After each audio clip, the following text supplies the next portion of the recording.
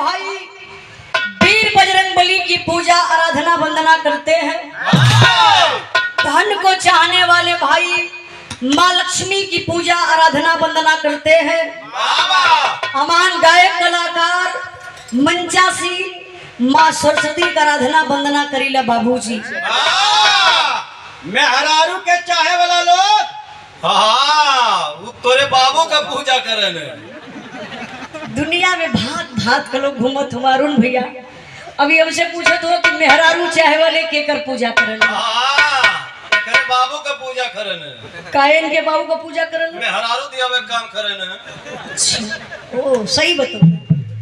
इनके बाबू का अगरबत्ती अलगे।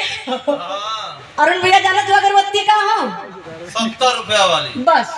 ज्यादा ब्रांडेड के कोनो दिक्कत है ना, खाली उनके 70 रुपया दे दो, जैसन चाहे वही कराना।